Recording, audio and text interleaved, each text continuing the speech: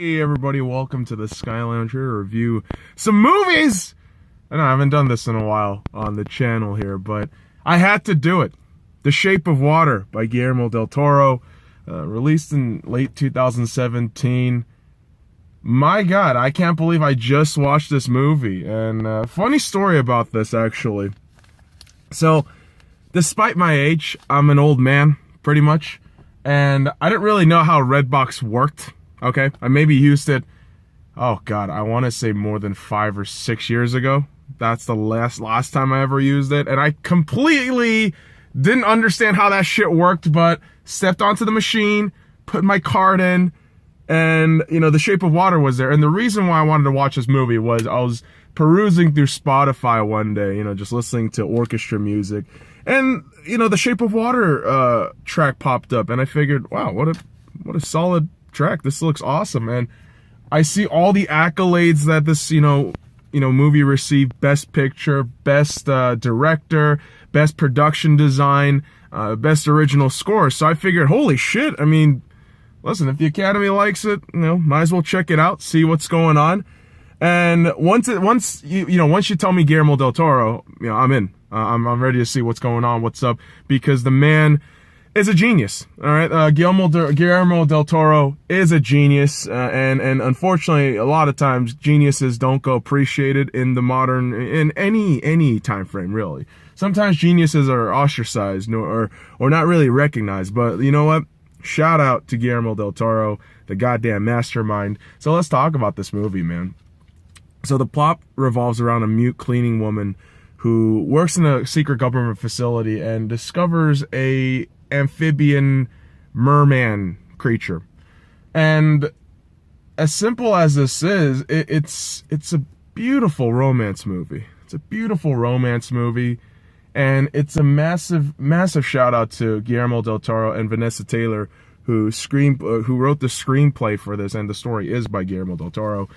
And you know, to say this movie just really hits your heartstrings, because it captures the story of love in such a universal way. You don't need the unnecessary dialogue between two people.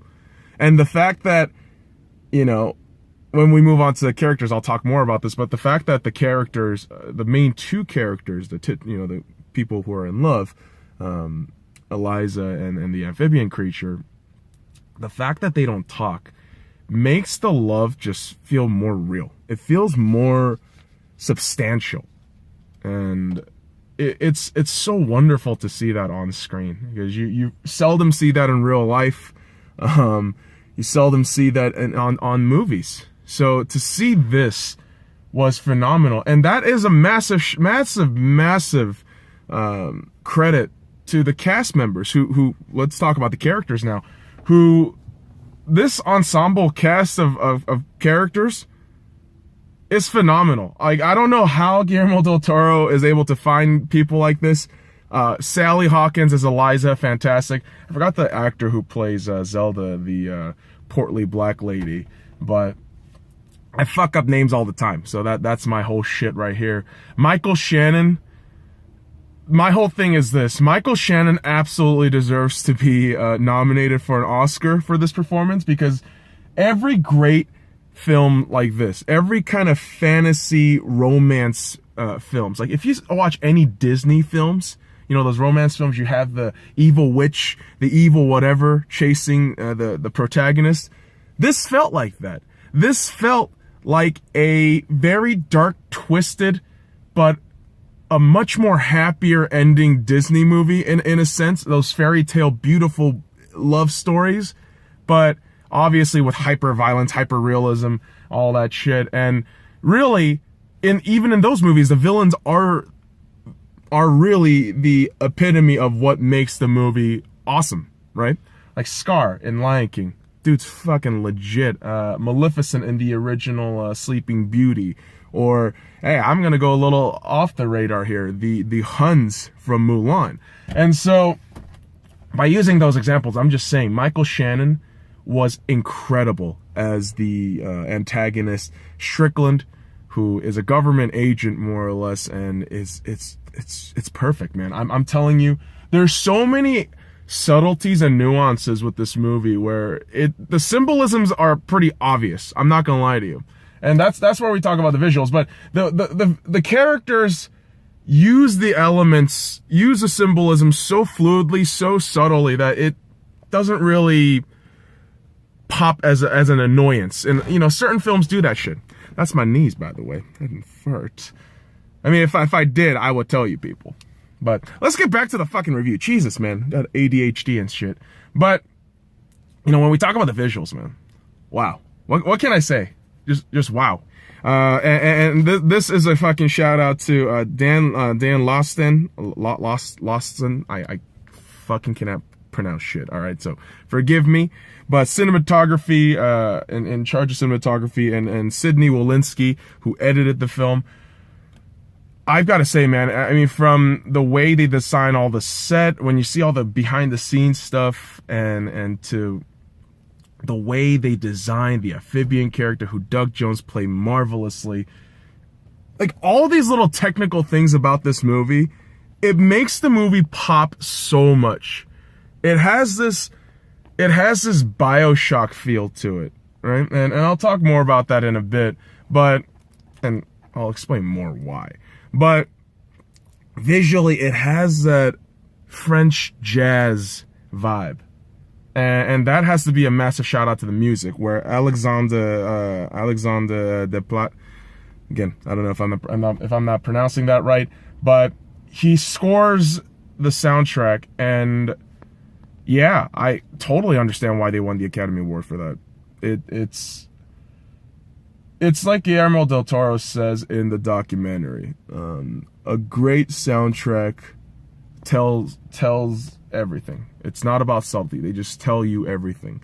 And Alexandre Desplat, it's able to just carry you through emotionally, convey what's happening in the story, just through the music. No lyrics, just the orchestra.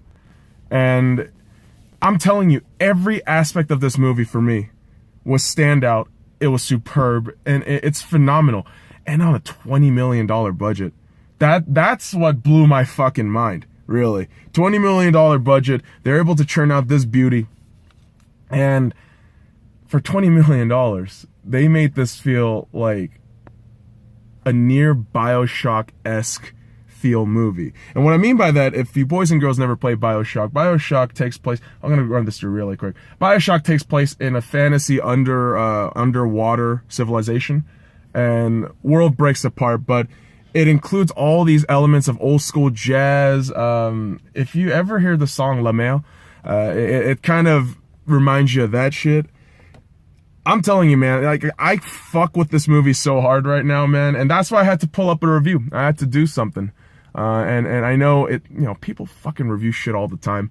I'm pretty sure, everybody has their little says and shit, but hey, I like what I watched, and god damn it, if I have to give this a numeric value, it's a 10 out of 10 for me. The Shape of Water it's one of the best films I've watched this year. Period. I've watched a lot of movies this year. I watched all the fucking Marvel movies except Ant-Man and Wasp. I watched a majority of those like big name movies that came out. They don't even come close to this. This movie was spectacular. I don't understand how good it is. And when I say that hypothetical statement, or rhetorical statement, whatever, I'm just reminded that Guillermo del Toro is a fucking genius. So there you have it, boys and girls. If you haven't watched it, and good God, if you have Redbox near you, check out The Shape of Water by Guillermo del Toro. Amazing movie. And I'm telling you, I rented it yesterday, and I figured, fuck it, now I gotta buy it. So it is coming in 2 days. I'm gonna give it a couple of rewatches, download it for the flight over next week when I am leaving town.